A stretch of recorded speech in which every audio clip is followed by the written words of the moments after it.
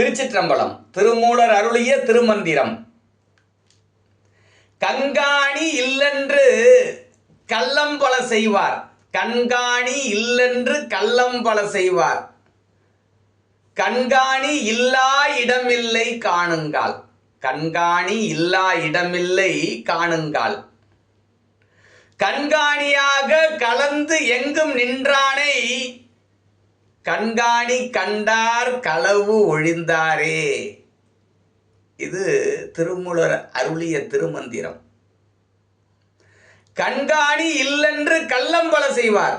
இந்த உலகத்தில் இருக்கிறவன்லாம் என்ன நினச்சிக்கிட்டு இருக்கான்னா, நம்மளை யாரும் பார்க்கலன்னு ஒரு சில பேர் பலதரப்பட்ட தகாத செயல்களை செய்து கொண்டிருக்கிறார்கள். கொள்ளையடிக்கிறது, குற்றம் செய்வது, பலதரப்பட்ட மக்களை ஏமாற்றுவது. குறிப்பாக இதில் முதலிடம் வகுக்கிறது யாருன்னு கேட்டால் அரசியல்வாதிகள் தான். இதுக்கு காரணம் என்னன்னு கேட்டால், இந்த பாட்டை அவன் படிக்காமல் இருக்கிறது தான். திருமூலர் அருளிய இந்த திருமந்திரத்தை படித்து உணர்ந்து வாழ்க்கையை நடத்தால்தான் அதற்கு முதல் காரணமாக இருக்கும். ஏனென்றால் கண்காணி இல்லைன்று கள்ளம் பல செய்வார். ஏன்னா கண்காணி இல்லைன்னு அவன் நினைச்சுக்கிட்டு இருக்கான். கண்காணி இல்லா இடமில்லை காணுங்கால்.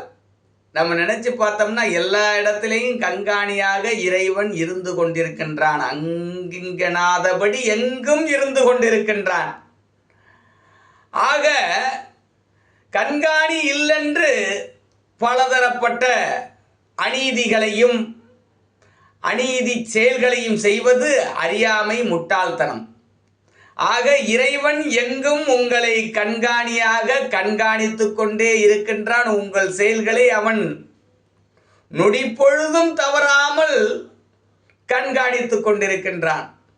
இந்த பூலோகத்தில் உள்ள சிசிடிவி கேமராவில் வேணுமென்றால் நீங்கள் அந்த ஃபுட்டேஜ் என்று சொல்லக்கூடியதை அழிக்கலாம்.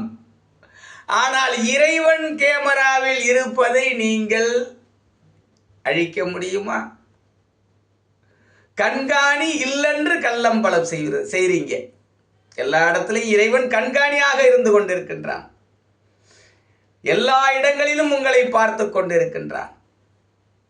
கண்காணி கண்டார் களவு ஒழிந்தாரே. இந்த உண்மையை, இந்த சத்தியத்தை அறிந்தவர்கள் இந்த மாதிரி கொள்ளையடிப்பது, கொலை பண்ணுவது, பலதரப்பட்ட அநீதி செயல்களை செய்வதை விடுத்து ஆனந்தமயமாக இருந்து கொண்டிருக்கிறார்கள்.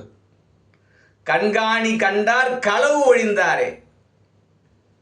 ஆக நாம் இப்படி இறைவன் நம்மை பார்த்து கொண்டிருக்கிறார், கண்காணித்து கொண்டிருக்கிறார் என்று அறிகிற பொழுது நம் வாழ்க்கையை நாம் ஒழுக்கம் நிறைந்த வாழ்க்கையாக, பண்பு நிறைந்த வாழ்க்கையாக அமைத்து கொள்ள முடியும். நல்ல பண்பு நிறைந்த வாழ்க்கையாக அமைத்து கொள்ள முடியும். ஏனென்றால் இறைவன் உங்களை உங்கள் உள்ளுக்கும் இருந்தும் வெளியிலிருந்தும் எங்கும் இருந்தும் பார்த்து கொண்டே இருக்கின்றான்.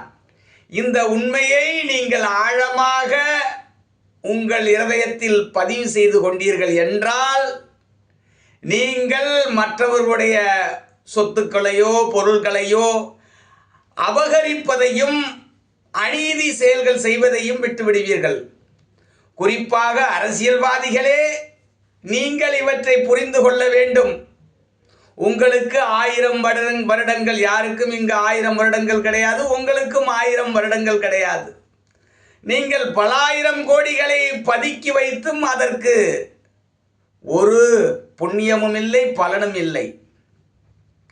உன்னிடம் என்ன இருக்கிறதோ அவற்றை இந்த உலகத்தின் நல்லதுக்காக, நன்மைக்காக பயன்படுத்த வேண்டும், செயல்படுத்த வேண்டும். அதை விடுத்து கண்காணி இல்லென்று களவு செய்தால் இறைவன் சிசிடிவி கேமராவில் இருப்பதை உன்னால் அழிக்க முடியாது. அதற்குரிய தண்டனையை நீயும் அதற்கானவர்களும் சேர்ந்து அனுபவித்தே தீர வேண்டும். ஆக உணர்ந்து கொள்ளுங்கள். கண்காணி இல்லென்று கள்ளம் பல செய்வார். கண்காணி இல்லா இடமில்லை காணுங்கால். கண்காணியாக எங்கும் கலந்து நின்றானை கண்காணி கண்டார் களவு ஒழிந்தாரே. சிவமயம்.